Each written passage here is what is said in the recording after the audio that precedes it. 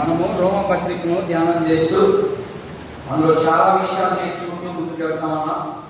2వ అధ్యాయాన్ని మనం నుంచుగా కొన్ని భాగాలు చేసి ఆ భాగాల్లో మొదటి భాగము కొన్ని విషయాలు నేర్చుకున్నా. అవి మళ్ళీ ఒకసారి చెప్పేదానికి ప్రయత్నం చేస్తాను. నేను ఆల్రెడీ మీకు ఉన్నాయి, అన్ని కూడా మళ్ళీ మీరు చూడవచ్చు. 2వ అధ్యాయానికి అంతటికీ కలిపి ఒక పేరు పెట్టడం జరిగింది. ఏంటి ఆ పేరు అంటే, నీతిమంతులను అని అనుకునే ప్రతి ఒక్కరిపైన దేవుని ఉగ్రత ఎలా వస్తుంది, లేకపోతే దేవుని కోపం ఎలా బయలుపరచబడుతుంది అనే విషయాన్ని మనం చూసుకుంటూ ఆ యొక్క భాగాన్ని మరలా సబ్ డివిజన్ చేసి, అంటే మరలా కొన్ని పాయింట్లుగా చేసి మీకు అర్థమవుతుందని పాయింట్లుగా చెప్పుకుంటూ వస్తా ఉన్నాను. అందులో 3 భాగాలు చేశాం. 1 నుండి 10 వచనాన్ని 3 భాగాలు చేశాం. అందులో 3 భాగాల్లో 1 తీర్పు తీర్చు వారిపై దేవుని యొక్క కోపము అనే విషయాన్ని మనం చూసుకున్నాం. 2వది తీర్పు తీర్చావు, మంచిదే, బాగుంది, కానీ ఆ తీర్పు తీరిస్తే దేవుని కోపం వస్తుంది. ఆ దేవుని కోపం నుంచి తప్పించుకోవాలి అంటే నీకు సమయం అనుగ్రహించబడింది. నీ తప్పును నువ్వు తెలుసుకో. ఒక మాటలో చెప్పాలంటే, నీ తప్పును నువ్వు తెలుసుకునే దానికి నీకు సమయము ఇచ్చాము, కానీ నువ్వు ఆ సమయంలో నీ జీవితాన్ని నువ్వు మార్చుకోలేదు. కాబట్టి నీ పైన దేవుని కోపము లేకపోతే దేవుని ఉగ్రత నీ మీదకి వస్తుంది అనే విషయాన్ని 2వ విషయం చూసాం. ఇకపోతే 3వ విషయం ఏంటంటే, సత్యానికి, వాక్యాన్ని ఏది సత్యము ఏది అసత్యమో గ్రహించుకోలేనటువంటి వారందరి మీదకి దేవుని ఉగ్రత వస్తుంది. ఈ పాయింట్ మట్టు జాగ్రత్తగా వినాలి. ఏంటంట, సత్యానికి లోబడిన వారిని అంటే దేవుని మాట ఒక రీతిగా బోధిస్తూ ఉంటే, మీరు ఒక రీతిగా జీవిస్తూ ఉంటే, మీరు ఆ జీవితానికి తగినట్టుగా వాక్యానుసారంగా లేకపోవడాన్ని బట్టి దేవుని కోపం మీ మీదకి వస్తుంది. ఇది చాలా ప్రాముఖ్యం. అందుకనే రోమపత్రికని ఎవరు మిస్ అవ్వద్దు అని చెప్తా ఉన్నాను. నేను మిస్ అయ్యారంటే మీరు నిత్య జీవాన్ని కోల్పోయినట్టే, అంతే ఖచ్చితంగా చెప్తున్నాను నేను. రోమపత్రిక విని మారలేదు వాడి జీవితం అంటే, ఇక వాడి జీవితంలో నిత్య జీవానికి రాలేడు అంతే. నిత్య జీవానికి రావాలంటే రోమపత్రికను బాగా అర్థం చేసుకోవాలి. ఓకేనా? ఇది మొదటి భాగంలో 1 నుండి 10 వచనాన్ని 3 భాగాలు చేసి అందులో 3 భాగాలని బిట్లుగా సత్యం అంటే ఏంటి, తర్వాత వచ్చి ఎవరికి తీర్పు తీస్తారు, సమయం ఎలా అనుగ్రహించబడింది అనే విషయాలు మీకు నేను క్షుణ్ణంగా వివరించాను. అయితే ఈరోజు ఇక్కడ రాశాను, నేను నీతిమంతుడు అన్న వారి పైన దేవుని కోపం. అందులో 2వ పాయింట్. ఓకేనా? అర్థమవుతుందా? అర్థం కాకపోతే మళ్ళీ అర్థం చేసుకునే ప్రయత్నం చేయండి. 1వ అధ్యాయము 2వ అధ్యాయము 3వ అధ్యాయం 16వ వచనం దాకా ఇదే అంశం కొనసాగుతా ఉంటుంది. ఇదే పేరు మాత్రం ఇదే. అందులో దేవుని కోపము ఎలా వస్తుంది? నీతిమంతుడు అనుకుంటున్నాను నేను అనుకోండి, నేను నీతిమంతుడిని అనుకుంటున్నాను, కానీ నేను చేసేవన్నీ దేవునికి వ్యతిరేకంగా ఉన్నాయి, దేవుని వాక్యానికి వ్యతిరేకంగా ఉంటే ఆ వ్యతిరేకత గురించి మాట్లాడుతూ ఉంటాడు ఇక్కడ గ్రంథకర్త. ఆ వ్యతిరేకలు ఏంటి, ఆ వ్యతిరేకతలు అనే దాంట్లో ఒక్కొక్క పాయింట్ గా చేస్తా ఉంది. దేవుని కోపం ఎలా వస్తుంది? ఇక్కడేమో నీతిమంతుడు అన్న పైన వారికి వస్తుంది అన్నాడు. మరలా 2వది దేవుని కోపము ఎలా వస్తుంది, ఎవరి మీదకి వస్తుంది? అందులో మొదటి భాగాన్ని బట్టి, మొదటి భాగం మీకు ఇక్కడ సింపుల్ గా అర్థమైందని రాశాను. మనస్సాక్షిని బట్టి దేవుని కోపం వస్తుంది. నీ మనస్సాక్షి ఏం చెప్తుందో దానికి లోబడితే నువ్వు ఖచ్చితంగా నీ మీదకి దేవుడికి తీర్పు వస్తుంది. దాని నుండి తప్పించుకోవాలంటే ఏం చేయాలో నేను కొన్ని పాయింట్ ఇప్పుడు ఇస్తాను. ఇది మొదటి పాయింట్. 11 నుంచి 12 వచనాల్లో మీరు చదివితే అదే కనబడుతుంది. 11వ వచనంలోను 12వ వచనంలో ఏం కనబడుతుందంటే, నువ్వు మనస్సాక్షిని బట్టి తప్పు చేసావు కాబట్టి నీ మీదకి దేవుని ఉగ్రత లేకపోతే దేవుని కోపం నీ మీదకి బయలుపరచబడుతుందని 2 పాయింట్లు చూస్తాను. 2 ధర్మశాస్త్రము వినని వారి పైన, ధర్మశాస్త్రం ఉంటుంది వారికి, ఆ ధర్మశాస్త్రం వినని వారి పైన దేవుని కోపము బయలుపరచబడుతుంది. అది 2వ అధ్యాయము 13 నుంచి 15 వచనాల్లో కనబడుతుంది. ఇకపోతే ఈ 2 విని సువార్తను బట్టి దేవుని కోపం కూడా వస్తుంది. సువార్త ఎటు పడితే అటు సువార్త ప్రకటించేదానికి లేదు. ఈరోజు సువార్త ఎటు పడితే ప్రకటిస్తూ ఉన్నారు. కానీ దేవుడు దానికి ఒక క్రమాన్ని పెట్టాడు. ఆ క్రమం ప్రకారం దాన్ని ప్రకటించాలి. దాని నియమాలు కొన్ని ఉన్నాయి. ఆ నియమాలన్నీ పాటించగలిగితేనే సువార్త స్ప్రెడ్ అవుద్ది. ఎటు పడితే చేస్తే లేనిపోని గందరగోళానికి సృష్టించబడుతుంది. దేవుని సువార్త అంటే దేవుని యొక్క మంచి వార్తను మాత్రమే చెప్పాలి. నీకు అవతలని విమర్శించే హక్కు నీకు లేదు. అవతలంతో నీకేం పని? నీకు దేవుడు ఏదైతే చెప్పాడో దాన్ని మాత్రమే బోధించాలి. ఇది సువార్తను బట్టి నీకు ఇష్టం వచ్చినట్టుగా నువ్వు బోధిస్తే రేపు దేవుని తీర్పు నీ మీదకి వస్తుంది అనే పాయింట్ కూడా చూపిస్తామని ఇక్కడ పౌలు గారు అర్థమైంది అనుకుంటాను. 3 పాయింట్లు. ఈ 3 పాయింట్లకు వెళ్ళేటప్పుడు మనం అర్థం చేసుకున్నది క్షుణ్ణంగా మీరు చదవండి. ఒక్కొక్క పాయింట్ చదవండి. 3 పాయింట్లు అర్థమయ్యాయి కదా. ఈ 3 పాయింట్లో మొదటి పాయింట్ చదువుదాం. 11వ వచనం నుంచి 12వ వచనం దాకా చదువుదాం. 2వ అధ్యాయము రోమీయులకు రాయబడినటువంటి పత్రిక 2వ అధ్యాయము 11, 12 వచనాన్ని ఒకసారి మనం గమనిద్దాం. దేవునికి పక్షపాతము లేదు. ధర్మశాస్త్రము లేక పాపము చేసిన వారందరూ ధర్మశాస్త్రము లేకయే నశించెను. ధర్మశాస్త్రము కలిగిన వారి పాపము చేసిన వారందరూ ధర్మశాస్త్రానుసారముగా తీర్పు నొందుదురు. ఇక్కడ 2 విషయాలు మాట్లాడుతా ఉన్నాడు. ఇక్కడ ఏం మాట్లాడుతున్నాడంటే ధర్మశాస్త్రము లేనప్పుడు పాపం జరిగింది. ఓకే, ధర్మశాస్త్రం ఉన్నప్పుడు కూడా పాపం జరిగింది. దీన్ని అర్థం చేసుకోవడానికి ఒక 2 ఉదాహరణలు మీకు ఇచ్చేదానికి నేను ప్రయత్నం చేస్తాను. అసలు ధర్మశాస్త్రం ఇప్పుడు వచ్చింది. నేను చెప్పే పాయింట్కి దీనికి ఏమన్నా కనెక్షన్ ఉందా? మనస్సాక్షిని బట్టి దేవుని కోపం వస్తుందని నేను అక్కడ రాశాను.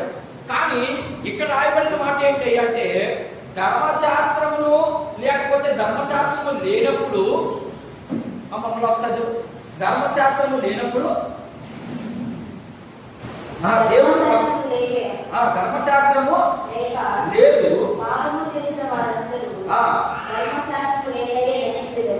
ఏంటంట? ధర్మశాస్త్రము లేనప్పుడు పాపం చేసిన వారందరూ నశిస్తారు అన్నాడు. ధర్మశాస్త్రం లేకపోతే పాపం ఎలా వచ్చింది? అసలు పాపం ఎలా బయటకు వచ్చింది? మొదట ఉదాహరణకి మీకు అర్థమయ్యేదానికి కొన్ని మాటలు చెప్తాం. ఇప్పుడు రోమా పత్రికలో బయటకు వచ్చింది పాపం అనేది. పాపం అంటే ఏంటి? ధర్మశాస్త్రాన్ని అంటే క్షుణ్ణంగా వివరిస్తూ ఉన్నాడు అటువంటి వ్యక్తి. ఇప్పుడు ఉదాహరణకి ధర్మశాస్త్రం ఎప్పుడు వచ్చింది అయ్యా అంటే మనం గమనిస్తే నిర్గమకాండము 20వ అధ్యాయంలో బయటకు వచ్చింది. ఓకేనా? అంతకుముందు ఏమన్నా? అంతకుముందు లేదు. ధర్మశాస్త్రం ఇప్పుడు బయటకు వచ్చిందంటే ధర్మశాస్త్రం వచ్చిన తర్వాతనే పాపం అనేది మనిషికి తెలిసింది. అంతకుముందంతా ఇది పాపము ఇది పుణ్యం అనేది ఎవరికి తెలియదు. ఎందుకంటే ధర్మశాస్త్రంలో దేవుడు పెట్టినటువంటి కొన్ని నియమాలను బట్టి ఆ నియమాలను మీరితే అది పాపంగా పరిగణించబడింది. కానీ ఈరోజు నిర్గమకాండము 20వ అధ్యాయంలో బయటకు వచ్చింది. ధర్మశాస్త్రం బయటకు వచ్చింది మోషే ద్వారా. అయితే అంతకు ముందు చాలా మంది ప్రజలు ఉన్నారు. వాళ్ళ పరిస్థితి ఏంటి? వాళ్ళందరూ నరకనేనా? వాళ్ళందరూ నరకానికి వెళ్ళిపోవాలి. ఎందుకని? అసలు వాళ్ళు పాపమే తెలియదు, పుణ్యం తెలియదు. మన భాషలో చెప్పుకోవాలంటే పాపం తెలియదు, పుణ్యం తెలియదు. లేనప్పుడు మరి దేవుడు ఆదాము ఇంటికి బయటకు వేసేసాడు. ఆలోచన చేస్తున్నారా? పాపం ఇప్పుడు వచ్చిందయ్యా లేకపోతే ధర్మశాస్త్రం ఇప్పుడు వచ్చింది? మనకు పాపం అనే పాయింట్ ఎప్పుడు తెలిసింది అంటే నిర్గమకాండంలోనే తెలిసింది. అంతకంటే ముందు పాపం అనేది తెలియదు. ఎవరికి తెలియదు పాపం ఇది పుణ్యం అని ఎవరికి తెలియదు. అయితే దేవుడు అందుకని అక్కడ రాశాడు దేవుడు పక్షపాతి కాదు, ధర్మశాస్త్రము లేకే నశించాడు అన్నాడు. అంటే ఇప్పుడు దేవుడు ఈ మాటను బట్టి నిర్గమకాండము 20వ అధ్యాయం కంటే ముందున్న వారి పరిస్థితిని మనం కానీ గమనిస్తే అక్కడ ఏం జరిగిందయ్యా అంటే ఖచ్చితంగా దేవుడు అన్యాయం చేశాడని చాలా మంది అనుకుంటారు. కానీ అంతే కదా, ఈ మాటను బట్టి ధర్మశాస్త్రం వచ్చింది నిర్గమకాండంలో. ధర్మశాస్త్రం రాకముందు పాపం అనేది తెలియదు. మరి ఆదాము ఎందుకు యోధోల తోట నుంచి బయటికి పెట్టేశాడు?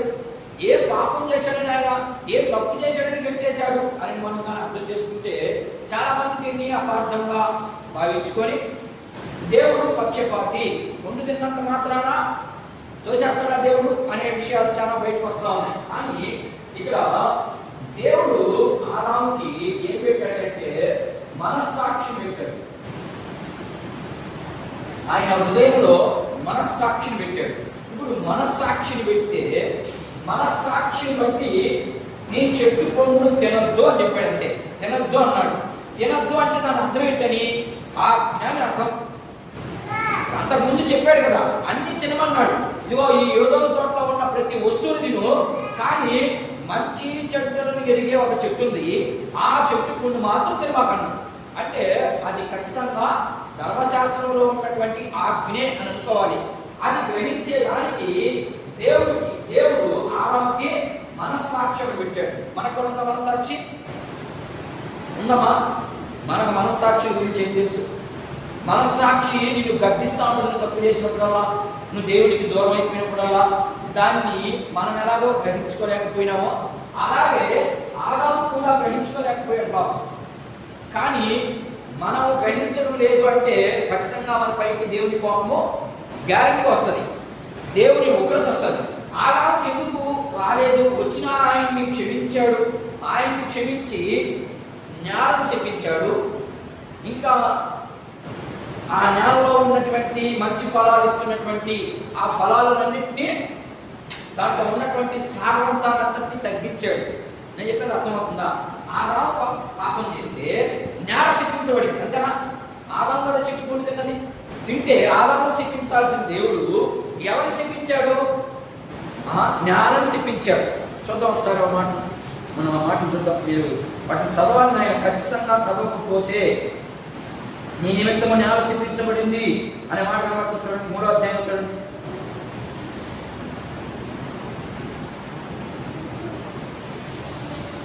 17వ వచనం చూడండి ఒకసారి. 3:17 చూడండి. ఆదికాండము 3వ అధ్యాయం 17వ వచనం. నీవు నీ భార్య మాట విని తినవద్దని నేను నీకు ఆజ్ఞాపించిన వృక్ష ఫలములు తింటివి కనుక నీ నిమిత్తము నేల శపించబడి ఉంది. చేసింది తప్పు ఆదామైతే నేల చేసింది పాపం. ఎందుకయ్యా అంటే ఆయనకి ధర్మశాస్త్రము లేదు, రెండవది మనస్సాక్షి పెట్టాడు. ఆ మనస్సాక్షిని ఒప్పించి మరీ తిన్నందుకు ఆదామును శపించకుండా మనస్సాక్షి అవుతుందా నీకు అనేది ఆదాము తెలియదు కాబట్టి ఆయన్ని క్షమించి బయటికి తోసేశాడు అంతే. లేకపోతే దేవుడు ఒకరికి వచ్చి అప్పటికే వచ్చింది ఆయన మీదకి. ఆయన నిమిత్తం చాలా విచిత్రమైన పనులన్నీ కూడా మన మీదకి రావడం జరిగింది. ఇప్పుడు చూడండి, అసలు మనస్సాక్షి అనేది ఉందా? అసలు దేవుడు అతనికి పెట్టాడా పెట్టలేదనే విషయం ఒకసారి చూద్దాం. 2:17 చూడండి. 2:17 2వ అధ్యాయము 17వ వచనం. అట్టివారు మనస్సాక్షి కూడా 2:17 ఆదికాండము 2:17. అయితే మంచి చెడ్డలు తెలియనిచ్చు వృక్ష ఫలము తినకూడదు, నీవు వాటిని దినమున నిశ్చయముగా చచ్చదవని నరులకు ఆజ్ఞాపించను. అంటే నీ మనస్సాక్షి వచ్చిపోద్ది. నా స్వభావం నీలో ఉంది, ఆ స్వభావం దూరం అయిపోద్ది. ఎందుకని? దేవుని మాట వినకపోయినందువలన వచ్చే శిక్షని. అందుకనే మనస్సాక్షి బట్టి దేవుని కోపం కూడా వస్తుంది అనే విషయం మనకు అర్థమైందా? అర్థం కాలేదా? అర్థమైందమ్మా? మనస్సాక్షిని బట్టి నీ మనస్సాక్షి నీకు చెప్తా ఉంటుంది, ఇది చేసేది తప్పు, నువ్వు దేవునికి దూరం అవ్వద్దు, నీ పనులుంటే పక్కన పెట్టు, దేవుడి సన్నిధిలో గడుపు అని చెప్తా ఉంటుంది. కానీ మన మనస్సాక్షిని ఏం చేస్తామంటే మనము ఏం చేస్తామా? బీరువాలో భద్రం చేసేస్తాం. బీరువాలో భద్రం చేసి అవసరమైనప్పుడు మాత్రమే దాన్ని బయట తీసి అప్పుడు మాత్రమే మనం వాడుకుంటాం. ఈ లోపల మనస్సాక్షిని వాడుతాం. ఎందుకంటే మనకు లోకంలో ఉన్నటువంటి ప్రతిదీ కూడా ఆశగా కనిపిస్తుంది. కళ్ళు చెడ్డవి, అందుకని కళ్ళు చెడ్డదైతే ఆ కళ్ళను పెరిగి బయటేసి మనం పెరిగి బయటేసేమంటే మనం ఏం చేస్తాం? వేస్తున్నావా? ఏం వేయడం లేదు, దాన్ని పెరిగి తీయాలి, అది తీసేస్తే నాకు కళ్ళు కనపడదు అని చెప్పి ఇంకొక కళ్ళు తెచ్చి పెట్టుకుంటున్నాం. అర్థమైందా? అందుకనే మనస్సాక్షిని బట్టి కూడా దేవుని యొక్క ఉగ్రత మనకు వస్తుంది అనే విషయాన్ని చూపిస్తూ ఇప్పుడు దేవుడు ఆదాముని చెప్పాడు, చెప్పించినందుకు చేశాడు, చెప్పినట్లు చేయలేదు. చెయ్యకపోగా ఇప్పుడు ఏమైంది? దేవుని మనసును నొప్పించాడు. మరి నువ్వు నేను ఏ విషయంలో, ప్రతి విషయంలో దేవుని నొప్పిస్తానే ఉన్నావు. నొప్పిస్తున్నావా? ఆదాము నొప్పించినందుకు ఎంత శిక్ష బయటకు వచ్చిందో కొన్ని వచనాలు మనం ప్రయత్నం చేద్దాం. గలతీయులకు రాయబడినటువంటి పత్రిక చూద్దాం ఒకసారి. గలతీయులకు రాయబడినటువంటి పత్రిక 3వ అధ్యాయం 10వ వచనం ఒకసారి చూడండి. దేవుడు మనసు నొప్పించాడు, అంతే. ఆయన కోపం తెప్పించలా, మనసు బాధపరిచినందుకు దేవుని కోపం ఎంత భయంకరంగా ఉందో ఒకసారి మనం వచనాలు ప్రయత్నం చేద్దాం. చూడండి, గలతీయులకు రాయబడినటువంటి పత్రిక 3వ అధ్యాయం. ధర్మశాస్త్రము విధించిన క్రియలకు సంబంధులైన అందరూ శాపములకు లోనైందురు. చూడండి, అక్కడ ఏం చదువుతుందంటే, ధర్మశాస్త్రము విధించిన క్రియలకు సంబంధులు. ధర్మశాస్త్రం చెప్పింది చెయ్యకపోతే వాటిని క్రియలు అంటాం. ధర్మశాస్త్రము చెప్పింది చెయ్యకపోతే శాసనమునకు లోనైన వారు శాపములకు లోనై ఉన్నారు. ఎందుకనగా ధర్మశాస్త్ర గ్రంథమందు రాయబడిన విధులన్నీ చేతియందు నిలకడగా ఉండని ప్రతి వారు ఏమవుతారమ్మా? శాపగ్రస్తుడు. అదే దేవుని యొక్క కోపము. ఏం చెప్తాం ఇక్కడ? ధర్మశాస్త్రంలో వ్రాయబడిన క్రియలకు వ్యతిరేకంగా జీవిస్తే నీ పైకి దేవుని యొక్క కోపం వస్తుందని గలతీ పత్రికలో ఒక మాట చూసాం. ఇక 2వ మాట చూద్దాం. రోమీయులకు రాయబడిన పత్రిక 2వ అధ్యాయం 15వ వచనం. చూడండి, ఎలాంటి వారి మీదకి మీరు కూడా దీన్ని పరిశీలన చేయాలి. ఎలాంటి వారి మీదకి దేవుని కోపం వస్తా ఉందో. ధర్మశాస్త్రానికి వ్యతిరేకులందరి మీదకి దేవుని కోపం వస్తుందని చూసాం. రెండోది రోమీయులకు రాయబడిన పత్రిక 2వ అధ్యాయం 15వ వచనం. ఎట్టి వారి మనస్సాక్షి కూడా, ఇప్పుడు చదివిన చూడు, అట్టి వారి మనస్సాక్షి కూడా,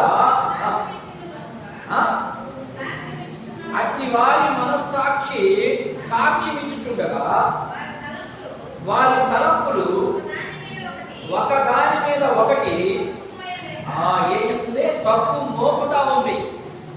అట్టి వారి మనస్సాక్షి, అందుకనే నేను ఇక్కడ రాశాను, మనస్సాక్షిని బట్టి దేవుని కోపం కూడా మన మీదకి వస్తుంది. అంటే ధర్మశాస్త్రానికి వ్యతిరేకంగా చేస్తే నువ్వు మనస్సాక్షిని బట్టి చేసావు కాబట్టి కోపము నీ మీదకి బయలుపరచబడుతుంది అనే విషయాన్ని తెలియపరచు.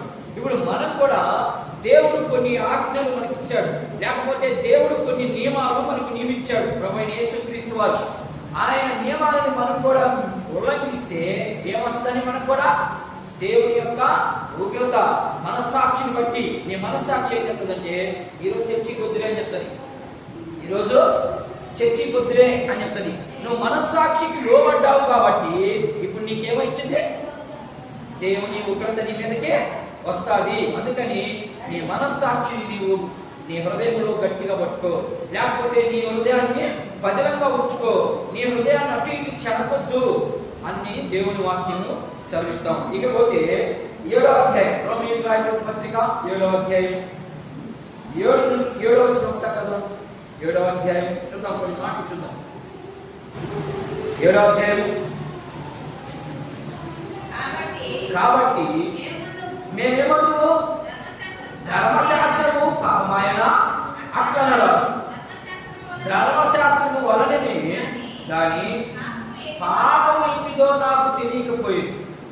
ఆశింపవద్దని ధర్మశాస్త్రము చెప్పిన ఎడల దురాచరణను ఇంటిదో నాకు తెలియకపోయింది. ఏం చెప్తున్నాడు ఇక్కడ? ఏం చెప్తున్నాడంటే ఆయన వేసిన ప్రశ్నకి అక్కడ ఉన్నటువంటి యూదులు ఏం చెప్తున్నాడంటే, ధర్మశాస్త్రం వచ్చిందే మాకు తెలియదు, అట్లా ధర్మశాస్త్రము పాపం కాదు, అట్లా రావు అన్నాడు. అంటే ధర్మశాస్త్రము పాపం చేయలేదు, ధర్మశాస్త్రము నువ్వు అనుసరించినప్పుడు మాత్రమే అది నీకు తెలుస్తుంది, పాపం ఎట్లాంటిదో తెలీదు, దురాశ ఎట్లాంటిదో తెలీదు అని చెప్తా ఉన్నాడు. అంటే దాని అర్థం ఏంటంటే నీ మనస్సాక్షిని బట్టి నువ్వు చేశావు అనే విషయం మనకు కనపడతాం. లేకపోతే 3వ వచనం, ఇలాంటి వారి పైన దేవుని తీర్పు ఎలా ఉంటుందో మత్తయి రాసినటువంటి శుభవార్త చూద్దాం. ఎలా ఉంటుందో అలాంటి వారి పైన. మరి మనం అలాంటి స్థితిలో ఉన్నామేమో చూడండి. మనస్సాక్షి నచ్చినట్లుగా మనస్సాక్షికి లోబడిపోయి మనం జీవిస్తున్నామేమో ఒకసారి మనం గమనించుకునే దానికి ఈరోజు ప్రభు వాక్యం మనం హెచ్చరిస్తా ఉంది. 11వ అధ్యాయం 22 నుంచి 24 వచ్చిన మత్తయి రాసినటువంటి శుభవార్త 11వ అధ్యాయం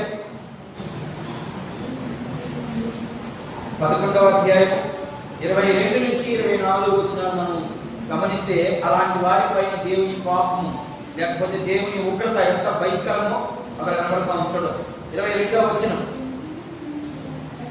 విమర్శ దినమందు మీ గతి కంటే తూరు సీదోను పట్టణం వారి గతి ఓర్వదగినదే ఏమిటని మీతో చెప్పుచున్నాను. కపెర్నహూమా, ఆకాశం మట్టుకు హెచ్చించబడ్డానా, నీవు పాతాళం వరకు దిగిపోవు.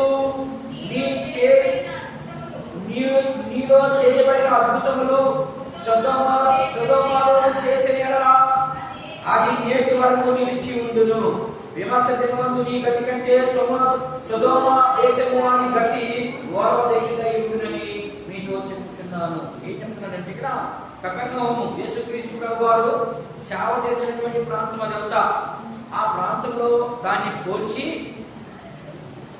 ఎలా మాట్లాడుతున్నాడంటే దేవుడు ఆ కపెర్నహూముతో పోల్చి విశ్వాసాన్ని, కపెర్నహూమా, ఇదిగో మీ పట్ల నేను చేసిన అద్భుతాలు బట్టి, అందరికి అద్భుతాలు చేశారా? ఇక్కడ వచ్చిన వాళ్ళు ప్రతి ఒక్కరికి కూడా అద్భుతాలు చేశాడు దేవుడు. ఏ ఒక్కరు అద్భుతం చేయకుండా దేవుడి దగ్గరికి వచ్చిన వాళ్ళు లేరు నాకు తెలిసి. ప్రతి ఒక్కరి పట్ల దేవుడు ఎన్నో అద్భుతాలు చేస్తాడు, కానీ మనం గ్రహించలేదు. అద్భుతం చేశాడు కాబట్టి దాన్ని అలా పోల్చి మాట్లాడుతున్నాడు. ప్రతి ఒక్కరి పట్ల నేను అద్భుతాలు చేశాను, కానీ మీరు వాటిని గ్రహించలేదు. అలా గ్రహించలేదు కాబట్టి అసలు నేను ఆ కార్యక్రమాలన్నీ లేకపోతే అలాంటి అద్భుతాలన్నీ సొదొమ గొమొర్రాలో చేసినంటే వాళ్ళన్నా మారుండేవాళ్ళేమో. మీకు ఎంత చెప్పినా ఎంత చేసినా మీరు మారడం లేదు. రేపు విమర్శ దినమందు వారి గతి కంటే సొదొమ గొమొర్రా వాడు ఏం చేశారు? సొదొమ గొమొర్రా వాడు ఏం చేశారు? దేవునికి వ్యతిరేకమైన పనులు చేశారు. అందుకని వాళ్ళకంటే మీరు ఇంకా భయంకరంగా తీర్పు పొందుతారంటే దాని అర్థం. వాళ్ళ గతి కంటే మీ గతి అధికమవుతారంటే అర్థం ఏంటంటే వాళ్ళే మేలవుతారు. దేవునికి వ్యతిరేకంగా చేసి దేవుని బాధ పెట్టి అన్ని చేశారు కాబట్టి వాళ్ళే మేలవుతారు. ఎందుకంటే వాళ్ళకి చెప్పలేదు, మీకు అన్నీ చెప్పాను నేను, మీరు నా మాట మాత్రం పట్టించుకోవడం లేదు అని అర్థం. దాని అర్థం ఇది మొదటి విషయం. ఇంకా చాలా విషయాలు ఉన్నట్టు మనం చూసుకుంటూ వెళ్తే ఇంకొక మాట కూడా చూద్దాం. ప్రకటన గ్రంథం 20వ అధ్యాయం ఇంకొక మాట చదివి మనం ముందుకు వెళ్దాం. 2వ పాయింట్కి వెళ్దాం. ప్రకటన గ్రంథము 20వ అధ్యాయం 12వ వచనం నుంచి చదువుదాం. 12వ వచనం,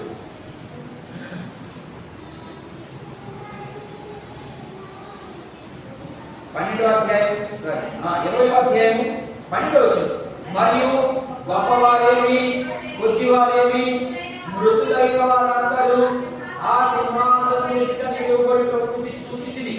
అప్పుడు గ్రంథములు విప్పబడిను, మరియు జీవ గ్రంథమును వేరొక గ్రంథమును ఆ గ్రంథములు యందు రాయబడి ఉన్న వాటిని బట్టి తమ క్రియలు చొప్పున మృతులకు తీర్పు ఉంది. దేవుని ఉగ్రత ఉంది. ఎట్లుందట? క్రియలను బట్టి. క్రియలను బట్టి అంటే చేసే పనులను బట్టి, మాట్లాడే తీరును బట్టి. ఇదంతా మనకు నేర్పించేదానికి బైబిల్ గ్రంథంలో ఎన్ని అవకాశాలు ఇచ్చినా మనం మాత్రం మన మనస్సాక్షిని మార్చుకోవడం లేదు. కాబట్టి అలాంటి వారి మీదకి శిక్ష, దేవుని యొక్క ఉగ్రత భయంకరంగా వస్తుందని మొదటి హెచ్చరికతో మొదటి మాట, మొదటి హెచ్చరిక. లేకపోతే రెండవ వచనం, 13వ వచనం, రోమీయులకు రాయబడిన పత్రిక 13వ వచనం, 2వ అధ్యాయము 13వ వచనం. నేను వచనాలు వివరించుకుంటూ వెళ్తా ఉన్నాను. చూడండి, 2వ అధ్యాయము 13వ వచనాన్ని 13 నుంచి 15 వచనాల్లో ఏముందో మనం అర్థం చేసుకోవడానికి ప్రయత్నం చేద్దాం. చదువు.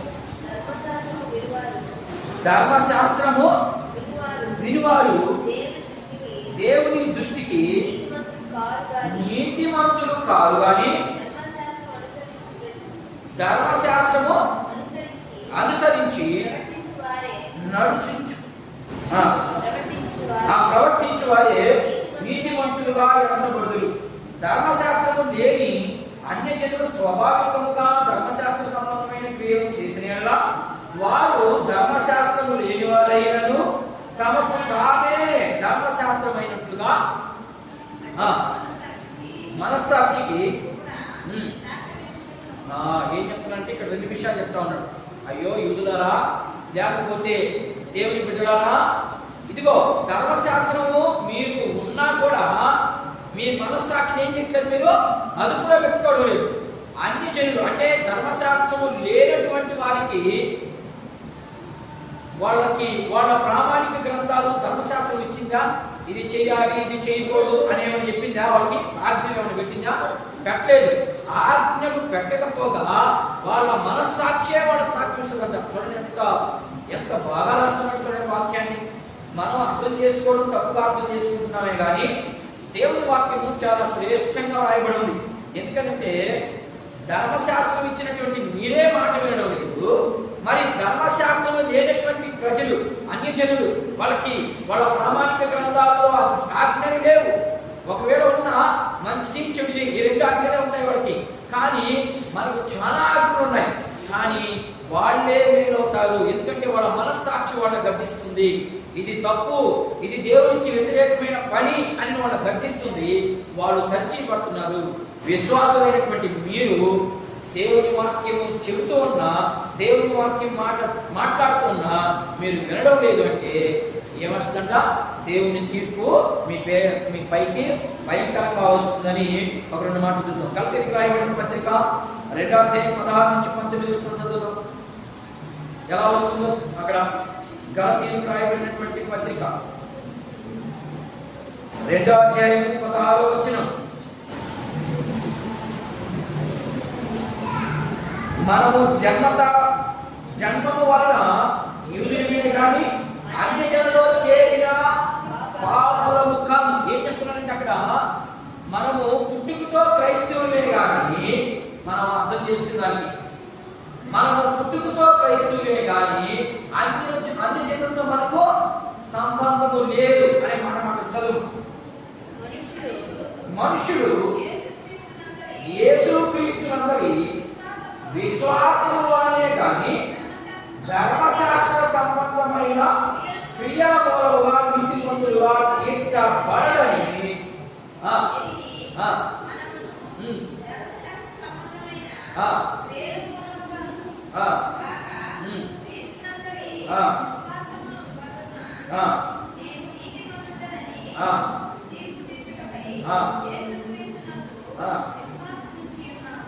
ఏం చెప్తున్నాము? ఏం చెప్పాడు ఇక్కడ? ధర్మశాస్త్రం చెప్పినటువంటి క్రియల వల్ల మీరు నీతిమంతులుగా తీర్చబడదు కానీ ఎట్లా ధర్మశాస్త్రము చెప్పింది ఏమని? యూదులకి ఏం చెప్పిందంటే ధర్మశాస్త్రం ఆజ్ఞలు పాటించండి అని చెప్పింది. వాళ్ళు ధర్మశాస్త్రాన్ని పాటిస్తున్నారు కానీ యేసుక్రీస్తు ప్రభు చెప్పిన మాట వినడం లేదు. కాబట్టి అందుకని వాళ్ళకి కొన్ని మాటలు చెప్తున్నాడు. వినుట చాలా ప్రాముఖ్యము. ఏంటంట? నువ్వు ధర్మశాస్త్రం ఏం చెప్తుంది? మళ్ళీ రెండవదిగా బలి అర్పణ అడుగుతుంది, అంతే కదా? బలి అడుగుతుంది. ధర్మశాస్త్రం అంతా కూడా పాపం చేస్తే మీరు బలి తీసుకురండి, మీ బలి నాకు అర్పించండి, మీ పాపం పోద్దని చెప్తుంది. కానీ ఇక్కడ యేసుక్రీస్తు ప్రభు ఏం చెప్తున్నాడు మనకి? మీరు బలి అర్పణ నేను పాలన, కానీ నేను మాట వింటూ మాత్రమే పోతాను, నా మాట వినడం చాలా అదే బలి అని ఇక్కడ నీతిమంతులుగా తీర్చబడతారని కొన్ని వచనాలు చూపిస్తుంది. ద్వితీయోపదేశకాండము చూద్దాం. దేవుని కోపము మాట వినకపోతే, లేకపోతే వాళ్ళకి ఆజ్ఞలు పాటించకపోతే వాళ్ళ మీదకి దేవుని కోపం ఎలా వస్తుందో రెండు మాటలు చూద్దాం. 27వ అధ్యాయం ద్వితీయోపదేశకాండము 27వ అధ్యాయం 26వ వచనం చదువుదాం. 27-26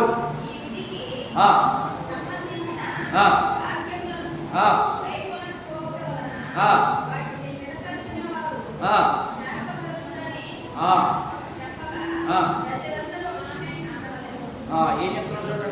ధర్మశాస్త్రం పాటించకపోతే ప్రజలందరూ కూడా ఏమైపోతారంటమ్మా? దేవుని మాట మీరితే మనం కూడా శాపగ్రస్తులం అయిపోతామనే ఉద్దేశాన్ని ఇక్కడ పెడతా ఉంటున్నాడు. లేకపోతే రెండవ 4వ అధ్యాయం రోమీయులకు రాయబడిన పత్రిక 4వ అధ్యాయం 15వ వచనం చదవాలి చదువుగా. రోమీయులకు రాయబడిన పత్రిక 4వ అధ్యాయం 15వ వచనం. ఏలైనగా ధర్మశాస్త్ర ఉగ్రతను గుర్తించును.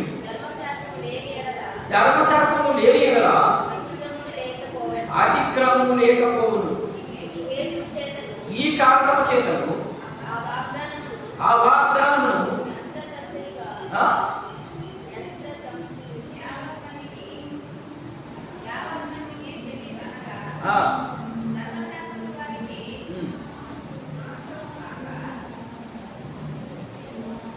నాలుగో అధ్యాయము 15వ వచనం. 4వ అధ్యాయంలో మీకు రాయబడినటువంటి పత్రిక 4వ అధ్యాయం 15వ వచనం.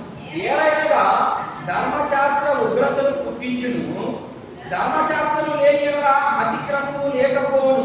ఈ హేతువు చేత ఆ వాగ్దాన వత్సయం అతనికి అనగా ధర్మశాస్త్రము గలవారికి మాత్రమే కాక అబ్రహాముకు అబ్రహాముకున్నట్టి విశ్వాసము గలవారికి కూడా దృఢముగా విని కృపను అనుసరించినదై ఉండినట్లు అది విశ్వాసం మూలమైంది. విశ్వాసం అంటే మాట వినడమే, ధర్మశాస్త్రంలో ఉన్నటువంటి ఆజ్ఞలు పాటించడమే కాదు. దానివల్ల ఏం ప్రయోజనం ఉండదు. దానివల్ల మీరు నీతిమంతులు అవ్వరు. నీతిమంతులు అవ్వాలి అంటే ఖచ్చితంగా దేవుని యందు విశ్వాసం ఉంచాలి. ఆయన చెప్పిన మాటల్ని ఇది నిజమే అని మీరు నమ్మాలి అని దాని అర్థం. నమ్మకపోతే వస్తాది నీ మీదకి, నా మీదకి దేవుని కోపం అని అక్కడ పౌలు గారు యూదులతో మాట్లాడుతూ ఆ మాటలు కూడా కొన్ని మాటల మీద పిలుస్తా ఉన్నాడు. సమూయేలు గ్రంథం చిన్న మాట వింటే ఏమొస్తుందో అక్కడ రాయబడి చూడండి. సమూయేలు మొదటి గ్రంథం 15వ అధ్యాయం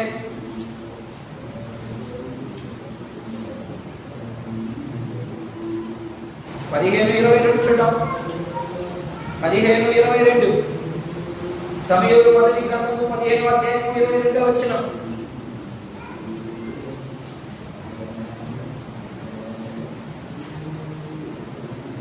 ఏమో ఇంతసేపు చేస్తున్నారా? సమూయేలు మొదటి గ్రంథము 15వ అధ్యాయం. అందుకు సమూయేలు తాను సెలవిచ్చిన ఆజ్ఞను కైకొనుట వలన యెహోవా సంతోషించినట్లు బలులను అర్పించుట వలన ఆయన సంతోషించిన ఆలోచించును. బలులు అర్పించుట కంటే ఆ మాట వినుట శ్రేష్టము. ఎక్కడ దొరికింది మనకి? బలులను అర్పించిన వల్ల దాని వల్ల ప్రయోజనం లేదు. ఆయన మాట విన్నప్పుడు మాత్రమే నీవు శ్రేష్టమైనటువంటి బిడ్డగా ఉంటావని అక్కడ సెలవిస్తా ఉన్నాడు. ఇంకా అక్కడ మాట చూద్దాం. అపోస్తలుల కార్యముల గ్రంథము 17వ అధ్యాయం 31. అపోస్తలుల కార్యముల గ్రంథము 17వ అధ్యాయం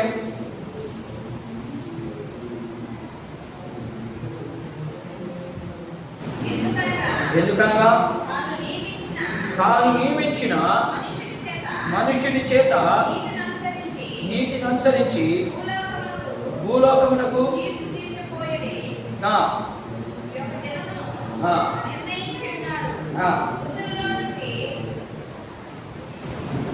17వ అధ్యాయము 31వ వచనం.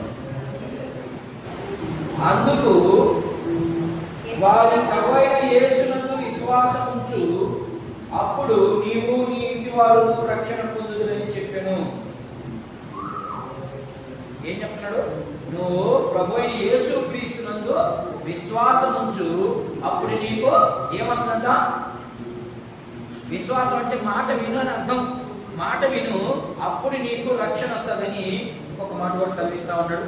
ఆ తర్వాత రోమీయులకు రాయబడిన పత్రిక 3వ అధ్యాయం 21.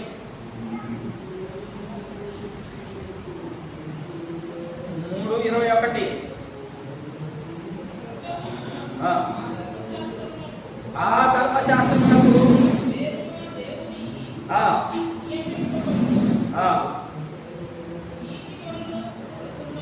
3వ అధ్యాయము 21వ వచనం. ఇట్లుండగా ధర్మశాస్త్రమునకు వేరుగా దేవుని నీతి బయలుపరచబడుచున్నది. దానికి ధర్మశాస్త్రమును ప్రవక్తలను సాక్ష్యం ఇచ్చుచున్నారు. ఏం చెప్తున్నాడు? ధర్మశాస్త్రంకి సాక్ష్యం ఉంది. ఎవరే సాక్ష్యం అంటే ప్రవక్తలు సాక్ష్యం చెప్పారు, ధర్మశాస్త్రం కూడా సాక్ష్యం చెప్పింది. మీరు వినండి, మీరు విని లోబడండి అనే మాటలు ఇక్కడ తెలియపరచబడుతూ ఉంది. ఇకపోతే 8వ అధ్యాయం 3వ వచనం కూడా చూడండి ఒకసారి. 8:3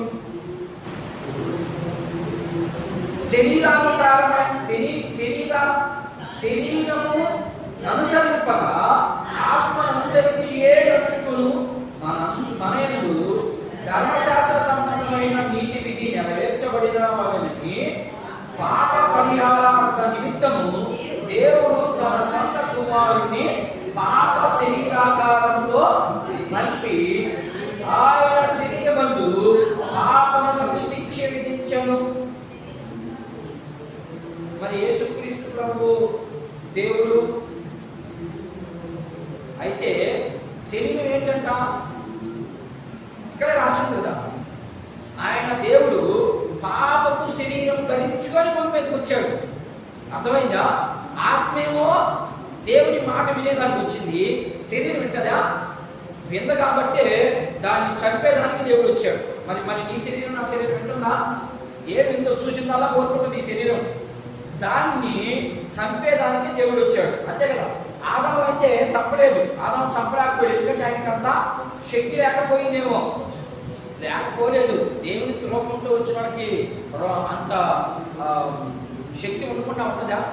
దేవుడే కదా తయారు చేసి పంపించింది. దేవుడు తన పోలికతో చేశాడు, అదే ఆత్మను పంపించాడు. ఎందుకుంటుందో శక్తి ఖచ్చితంగా ఉంటుంది. మనము మనస్సాక్షిని బట్టి లేకపోతే ధర్మశాస్త్రాన్ని బట్టి మనము ఇది తప్పు. ఉదాహరణకి అన్ని జనులు ఏం చేస్తారంటే ఉన్నోడిని కొట్టి లేనోడికి పెడితే పుణ్యం అని అనుకుంటారు, అంతే కదా. కానీ దేవుడు మన దేవుడు ఏం చెప్తున్నాడంటే అది కూడా తప్పే అంటాడు. మరి వాళ్ళు ఏమనుకుంటారు? వాళ్ళ మనస్సాక్షి ఏం చెప్తుందంటే, నేను ఇదిగో పెద్ద ధనికుడు ఉన్నాడు, ఆయన ఎవరికి అంత కూడా రాజు బూర్డు కూడా, అందుకని వాళ్ళకి దొంగతనం చేసి నేను వేరే పేదవాళ్ళకి భోజనం పెడితే ఇది మంచి పని అని అనుకుంటారు వాళ్ళు. కానీ యేసుక్రీస్తు ప్రభు ఏం చెప్తున్నారంటే అది కూడా తప్పే. వాళ్ళు ఏమనుకుంటారు? పుణ్యం అనుకుంటారు వాళ్ళు. కానీ ఆ పుణ్యానికి ప్రతిఫలం రేపు ఒక రోజు ఉంది. ఎందుకని నా మాట వినలేదు, మీరు నేను చెప్పినట్టు మీరు జీవించలేదు కాబట్టి ఖచ్చితంగా మీ మీదకి నా కోపం వస్తుందని 2వది కూడా అయిపోయింది. 13 నుంచి 15 వచనానికి 2వది కూడా. ఇక 3వది సువార్తను బట్టి దేవుని ఉగ్రత. సువార్త వింటే ఉగ్రత వస్తుందా? వినువారికి వినని వారికి చూద్దాం. మత్తయి సువార్త 3వ అధ్యాయం చూద్దాం. వీళ్ళు విన్నారా వినలేదో చూద్దాం. మత్తయి సువార్త 3వ అధ్యాయం 2వ వచనం 3వ వచనం చూద్దాం. వీళ్ళు విన్నారా వినలేదా? మీరు కూడా వింటున్నారా వినలేదా? మీరు కూడా ప్రకారంగా వింటున్నారా? పరలోక రాజ్యము సమీపించున్నది. ఏం చెప్పాడు ఆయన? అక్కడేమో మారు మనసు పొందమన్నాడు. మారు మనసు పొందుడి ఆయన చెప్పాడు. ఏమని? యూదునికి ఆ ప్రాంతానికి వెళ్ళి సువార్త ప్రకటించాడు. మీరు మారు మనసు పొందండి, పరలోక రాజ్యం సమీపించి ఉంది, మీరు మార్పు చెందండి అని చెప్పాడు. వీళ్ళు చెందారా చెందలేదా అని చూస్తే మనం యెషయా గ్రంథం 40 చేర్చున్నాం ఒకసారి. వీళ్ళు పొందినారా పొందలేదా అక్కడ నిలబడుతుంది. యెషయా గ్రంథము 40వ అధ్యాయం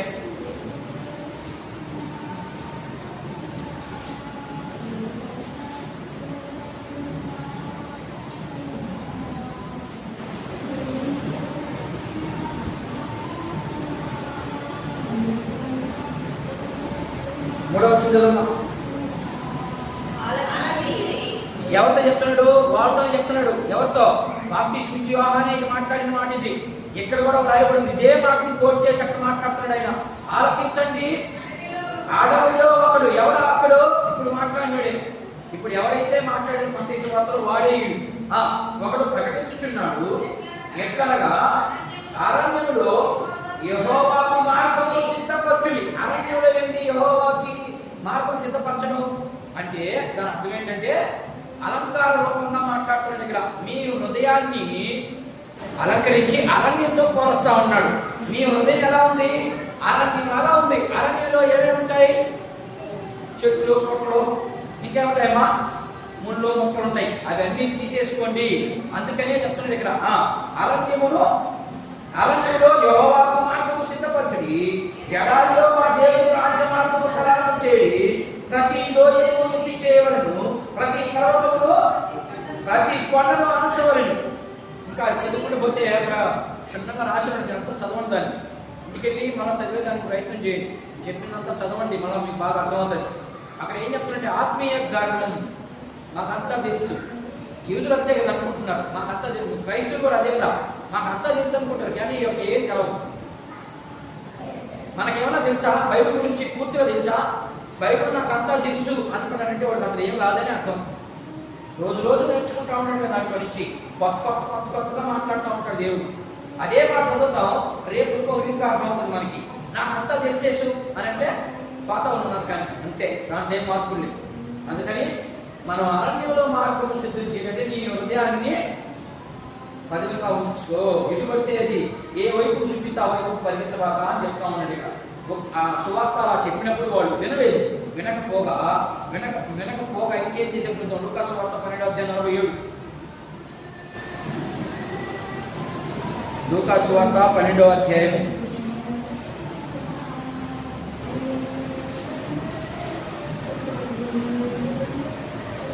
లూకా సువార్త 12వ అధ్యాయము 47వ వచనం.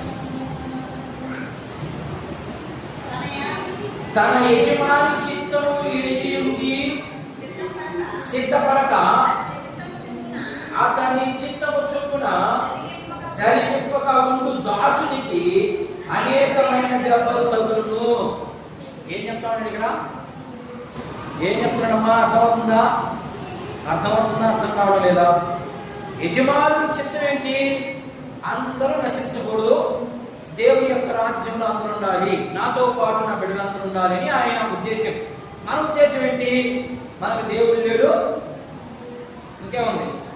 దేవుడు లేడు, లోకంలో ఉన్న ఆశలు మాత్రమే మనకు కనబడుతున్నాయి, కాబట్టి వీటినన్నింటినీ మనం అనుభవిస్తాం అని చెప్తుంది మన మనసు. అంతేకమ్మా, అంతే చెప్పేది. అలాగనే చాలా మంది బాగా ఎలిగింపబడినప్పుడు పక్కన నిలబడిపోతున్నారు, బాగా ఎలిగించబడతారు దేవుల్లో. లాస్ట్కి ఇక దేవుడు వారిని బాగా నడిపేసి ఇక సంతోషం ఇగిపోయే సమయానికి ఈ నలుపుల్లో నిలబడలేక తక్కువ పడిపోతారు అంతే. ఇక దేవుడు లేదు, దేవుడు లేదు, ఊరికే వస్తారు దేవుడు దగ్గరికి, నాకు వాసిగా వస్తారు. అలాంటి కూడా దేవుని యొక్క సువార్త విన్నారు, విని మీరు మారితేది అదే. ఇక్కడ సువార్తను బట్టి తీర్పు వస్తుంది మీకు. నేను చెప్తా ఉన్నాను, నాకు ఒక చిత్తం ఉంది, నాకు ఒక ఇష్టం ఉంది, దాన్ని జరిగించడానికి మిమ్మల్ని పంపించాను, కానీ మీరేం చేస్తున్నారు? దాన్ని పక్కన పెట్టి మీ ఇష్టాన్ని చేసుకుంటున్నారు. కాబట్టి అనేక దెబ్బలు కొట్టాను నేను. ఏం దెబ్బలు కొట్టాడు?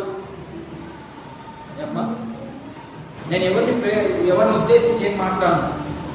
ఎలా కొట్టాడు దెబ్బలు? నీకు తెలియకుండా వచ్చేస్తుంది నీ బాధ, అంతే. నిన్ను కొట్టడం వల్ల. ఎందుకని?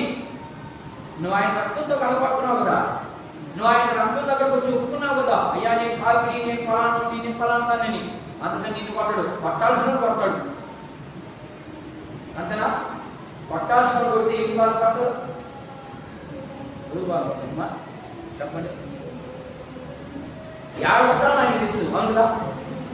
నేను కొట్టాడు, నువ్వు బాధపడుతుంటే, ఇప్పుడు ఉదాహరణకమ్మా, మీ అమ్మ నిన్ను కొట్టాడుకో, మీ అమ్మ బాధపడుతుందా, లేకపోతే నీ కొడుకులు బాధపడతారా? కొడుకులకి ఏం బాధ ఉండదు, నిజం చెప్తున్నాను నేను. మీ అమ్మాయి బాధపడుతుంది, ఎందుకని? కన్నా అంతే. తల్లిదండ్రులకే బాధ ఉంటుంది, పిల్లలకి ఏం బాధ ఉంటుంది. పోతే పిల్లలు పోతే మనకి ఇంకా అర్థం తప్పినాం. తల్లిదండ్రులకి ఎంత బాధ ఉంటుందో మీకు. అందుకనే దేవుని ఆజ్ఞలో మొదట తల్లిని తండ్రిని సన్మానించాలి, వాడిని ద్వేషించకూడదు. వాళ్ళు తప్పు చేసినా నువ్వు సైలెంట్గా వెళ్ళిపోవడమే, నీ పని చేసేది అంతే. మనం ఏం చేస్తామా? అనాథాశ్రమం తెచ్చేస్తాం పోయి, ఎందుకని అంటామని, డబ్బులు ఇవ్వలేదని. అలాంటి వాళ్ళ పరిస్థితి అంతా రేపు భయంకరంగా ఉంటుందని, సువార్తని బట్టి కూడా మీకు దేవుని కోపము మీ పైకి వస్తుందని చెప్తా ఉన్నాడు. అపోస్తలుల కార్యము 17వ అధ్యాయము 30 చదివే దాన్ని చూడండి ఒకసారి. మళ్ళా అపోస్తలుల కార్యము గ్రంథము 30-31 లాస్ట్ మాట చదివి మొదలుద్దాం. ఇప్పుడే చదివారు 30-31 2వ వచనం చదవండి. అపోస్తలుల కార్యము గ్రంథము 17వ అధ్యాయం 30వ వచనము, అలాగే 31వ వచనం. ఆ ఆజ్ఞ కాలమున దేవుడు చదవకూడదు వాక్యాన్ని. చూచి అంటే దేవుడు చూస్తున్నాడా, మనం ఏంటి చూడకుండా అంటే వాళ్ళకి అర్థం కాదు. దాన్ని అర్థం చదవాలంటే ఆ అజ్ఞాన కాలమున, ఏ అజ్ఞాన కాలమున తెలియనప్పుడు, అర్థమైందా? అజ్ఞాన కాలం అంటే తెలియనప్పుడు, అజ్ఞాన కాలమున దేవుడు చూచి చూడనట్టుగా ఉండెను. ఏమని? తప్పు చేస్తే. ఏం చూసి చూడనట్టుగా ఉన్నాడంటే తప్పు చేసినందువల్ల. ఎందుకని? వాళ్ళకి అజ్ఞాన కాలం, వాళ్ళకి తెలియదు ఫలాని తప్పు ఫలానా ఒప్పు అని. అందుకని ఆ అజ్ఞాన కాలమున దేవుడు చూచి చూడకుండానట్లుగా, చదువుగా, చూచి చూడకుండానట్లు ఇప్పుడైతే అంతటను అందరూ మారు మనసు పొందగలనని మనుషులకు ఆజ్ఞాపించాడు. అర్థమైందా? ఆగమక ముందేమో చూచి చూడట్టుగా అన్నాడు, తర్వాత ఈ కాలంలో ప్రతి ఒక్కరు కూడా ఏం చేయాలంట? ప్రతి ఒక్కరు మారు మనసు పొందవలను మనుషులకు ఆజ్ఞాపించుచున్నాడు. మీరు మారు మనసు పొందకపోతే నా కోపం మీ మీదకి వస్తుంది. అల్లప్పుడు దావీదుకు 10 మంది భార్యలు, నాకెందుకు ఉండకూడదు 10 మంది భార్యలు అనుకుంటున్నారు ఒక్కొక్కరు. అది అజ్ఞాన కాలం. దేవుడు విస్తరింపజేసేదానికి వాడికి 10 మంది కాదు, 100 మంది. సొలొమోనుకి ఎంతమంది భార్యలు? ఎంతమంది మా? 700 మంది. సొలొమోనుకి ఎంతమంది భార్యలు అంటే 700 మంది. ఆ 700 మందిని ఎందుకు ఇచ్చాడు దేవుడు? ఇప్పుడేమో ఒక భార్యనే చేసుకోమని చెప్తున్నాడు, అప్పుడేమో 700 మంది ఇచ్చాడు. అప్పుడు దేవుడు ఆయన మీద పాపం చూపించకూడదా? అది అజ్ఞాన కాలం. దేవుడికి కొంత విస్తరింప చేయాలని అప్పుడు ఆ కాలంలో వాళ్ళకి అలా ఆజ్ఞించాడంతే. ఇప్పుడు దాన్ని బట్టి నాకు ముగ్గురైనా ఉండొచ్చు. ఎందుకని? దావీదుకున్నాడు, ఇంకోడుకున్నాడు. ఒరే పనికిమానుడా, ఇదిగో వాక్యం ఇట్లా రాయబడి ఉంది. అజ్ఞాన కాలం అందున వాళ్ళకి తెలియదు కాబట్టి ఒక్కొక్కరికి 10 మంది ఉన్నారు, 100 మంది ఉన్నారు, 1000 మంది ఉన్నారు. అది దేవుని ఇష్టానుసారమైనటువంటి కాలం. అది అజ్ఞాన కాలం. అందుకని వాళ్ళకి జ్ఞానాన్ని అంత ప్రసాదించలేదు. ఇప్పుడైతే మారు మనసు పొందండి చెప్పాడు దేవుడు. అప్పటికి ఇప్పటికి తేడా ఉంది. మీకు ఇప్పుడు ఏమున్నారా? ఒకే భార్య ఉండాలి. ఏమ్మా ఎంతమంది భార్యలు ఉన్నారని చెప్తున్నది తిమోతికి రాసినటువంటి పత్రిక. చూద్దాం ఎంతమంది భార్యలు ఉన్నారో చూద్దాం. తిమోతికి రాయబడినటువంటి పత్రిక 3వ అధ్యాయము చూద్దాం ఒకసారి. మరి ఇప్పుడు ఎలా ఉన్నారు చూద్దాం ఒకసారి. చదువుదాం. 3వ అధ్యాయానికి వచ్చినాం. ఇప్పుడు ఈ 3 కావాలి ఎడకి. వీళ్ళు దేవునికి, అసలు దేవునికి లోబడే వాళ్ళేనా వీళ్ళు? దేవునికి భయం ఉందా ఎడకి? లేదు. లేకపోగా పాత వచనాల్లో చూపిస్తూ ఉంటాడు. అందుకని అలాంటి వారికి అందరికీ బుద్ధి కలగాలని దేవుని వాక్యం ఇక్కడ రాయబడి ఉంది. 3వ అధ్యాయం 1వ వచనం చదువుతుంచండి. ఎవరైనా అధ్యక్ష పదవి అపేక్షించిన ఎడలా అగ్నివాడు దొడ్డ పని అపేక్షించుతున్నాడన్న మాట నమ్మదగినది. అధ్యక్షుడిగా ఉండేవాడు నిందారహితుడు. ఏమన్నారంటే మొదట వాడి మీద నిందుండకూడదు. ఏ నిందుండకూడదు?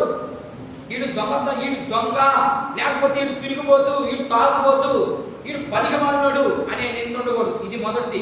రెండవది వెంటనే రాశాడు అక్కడ, ఏకపత్ని పురుషుడై ఉండాలి. మరి ఎవరికి ఎందుకు 5 మంది పెళ్ళాలు? 5 మంది భార్యలు కావాలి వాళ్ళకి. ఎందుకంటే దావీదును చూపిస్తాడు. దావీదు 10 మంది ఉన్నారయ్యా, నాకు పంపించే తప్పేమి? తప్పు కాదా? అందుకని అపోస్తలుల కార్యం బాగా చదవడం సుట్ట. అపోస్తలుల కార్యం బాగా చదివి దేవుని మాటని విని అప్పుడు నీ ప్రయత్నాన్ని అంతటిని పక్కన పెట్టి నీ మనస్సాక్షి చెప్పినట్టుగా వెనక దేవుని వాక్యానికి లోబడండి. లేకపోతే పట్టాది మీకు ఒక శిక్ష. మీరు నన్ను ప్రశ్నించు, మేము మారు మనసు పొందకుండా మాకు 3 భార్యలు ఉన్నారు, మారు మనసు పొందుకున్నప్పుడు ఏం చేయాలి? వదిలేయి, ముగ్గురిని వదిలేయి, ఒక్కరినే పెట్టుకో. ఎవరైతే తొలి భార్యో వాళ్ళని పెట్టుకో. లేదు వాళ్ళు 3 ఏకంగా ఉన్నారా? సమస్యలు ఎక్కడ ఉన్నాయా? బంగారంగా ఉన్న మారు మనసు పొందిన తర్వాత, యేసుక్రీస్తు ప్రభుని అంగీకరించిన తర్వాత, బాప్తిస్మం తీసుకున్న తర్వాత ఏకపత్ని పురుషుడై ఉండాలి. అంతే. ఇక దాంట్లో మార్పులు ఉండవు. విడాకులు తీసుకోవడం తప్పు కాదు. ఎందుకని? దానికి కూడా ఒక మ్యాటర్ ఇచ్చాడు దేవుడు. ఏ కారణం చేత విడాకులు ఇవ్వాలి? ఏ కారణం? ఇప్పుడు నాకు మా భార్యకి తగ్గుబడింది, వెళ్ళిపోయిందని విడాకులు ఇచ్చేవి కదా. దేవుని వాక్యం ఇప్పుడు ఏమని చెప్తా ఉంది? వ్యభిచార కారణంగా. అంతే. ఇది ఈ పాయింట్ని పట్టుకొని నువ్వు విడాకులు ఇవ్వాలి. అంత్యానికి అట్లా కాకుండా ఆమెకి ఆస్తి జాగ్రత్త డబ్బులు పెట్టుకొని వెళ్ళిపోతే ఆమె కూడా ఇచ్చేస్తున్నారు. రేపు ఇదంతా లెక్కకు వస్తుంది దేవుని దృష్టిలో. వ్యభిచార కారణంగా మాత్రమే విడాకులు ఇవ్వాలి. మనం అట్లా ఇవ్వము. ఎటుబడితో మాట్లాడితే ఆమె విడాకులు ఇచ్చేస్తాం. అదంతా తప్పని దేవుడు వాక్యం చెప్తా ఉంటే మనం మాత్రం ఏకపత్ని కృషిగా ఉండబడలేదు. ఏం చేయాలి మనం? మన ఇష్టం వచ్చినట్టు జీవించు. ముందు నీకు ఒక రోజు తిన్నాను, ఆ తిన్నాల్లో నువ్వు ఉండకుండా ఉండాలి అంటే నీకు అవకాశం ఇస్తా ఉన్నాడు.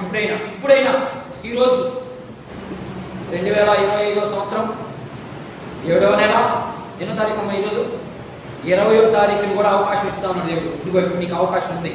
అలాంటి సిచ్యువేషన్లో నువ్వు కంటే, అలాంటి తలంపులో నువ్వు కంటే రా, ఒప్పుకో. అయ్యా నేను చేసినంత తప్పు కాబట్టి నీ వాక్యం ఈరోజు నాతో బాగా శుద్ధిగా మాట్లాడింది. ఏ తప్పైనా అట్లని మీరు ఆ తప్పు అనుకోబాకండి. ఏ తప్పు అనుకుంటున్నారు? నేను భార్యాభర్తల గురించి మాట్లాడానని అక్కడికి వెళ్ళిపోకండి. మీ మనస్సాక్షి ఏ దాని వైపు మందిస్తున్నా దేవునికి దూరం అవుతున్నారంటే రమ్మనే దాని అర్థం. అయ్యా మేము ఇంతవరకు దేవునికి దూరం అయ్యాం, మేము నీకు దూరంగా ఉండి మేమేమే సాధించలేము, కాబట్టి నీకు దగ్గర అయ్యే అవకాశం ఈరోజు వచ్చింది.